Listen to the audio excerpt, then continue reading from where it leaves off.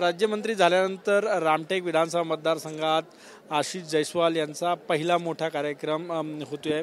Sir, काय कार्यक्रम आहे, कसं आयोजन आहे? माझ्या राज्यमंत्री पदाचा कारभार सांभाळल्यानंतर मी जे पहिला पत्र माननीय देवेंद्रजी फडणवीस मुख्यमंत्री महोदय यांना जो दिलेला आहे की त्यांनी मागच्या वर्षी ते 23 जानेवारीला रामटेकला आले होते आणि 23 जानेवारीला त्यांनी असं जाहीर केलं होतं की अयोध्येच्या राम मंदिराच्या वर्षपूर्तीनिमित्त दरवर्षी राज्य शासनामार्फत रामटेक येथे मर्यादा पुरुषोत्तम श्री राम यांच्या नावाने एक मोठा महोत्सव दरवर्षी साजरा करण्यात येईल। त्याला ॲन्युअल इव्हेंट त्यांनी जाहीर केला।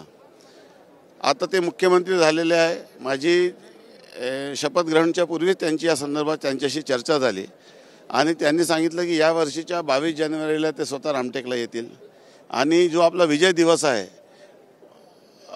रामललाचा अयोध्येच्या मंदिरामध्ये प्राणप्रतिष्ठा त्याची वर्षपूर्ती ही रामटेकच्या राम महोत्सवाच्या निमित्ताने ते आयोजित करणार आहे आणि एक मोठा भव्य दिव्य कार्यक्रम ज्यात कुमार विश्वास आणि इतर सर्व मान्यवरांना आपण निमंत्रित करत आहोत। रामटेकच्या नेहरू मैदानात तो कार्यक्रम आपल्याला घ्यायचा आहे।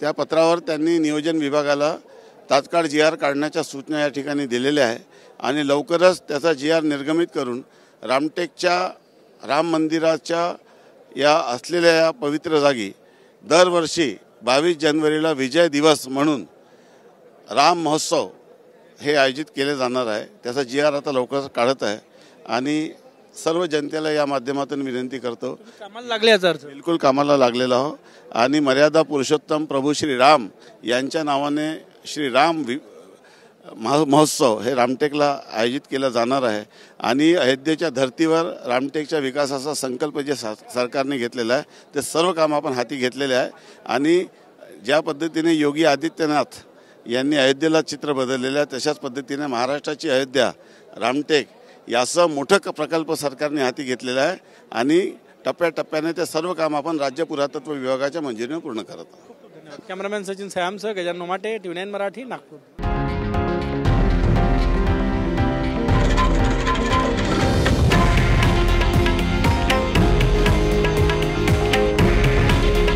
हे आहे देशातील नंबर 1 न्यूज नेटवर्क आणि आपण पाहत आहात TV9 मराठी।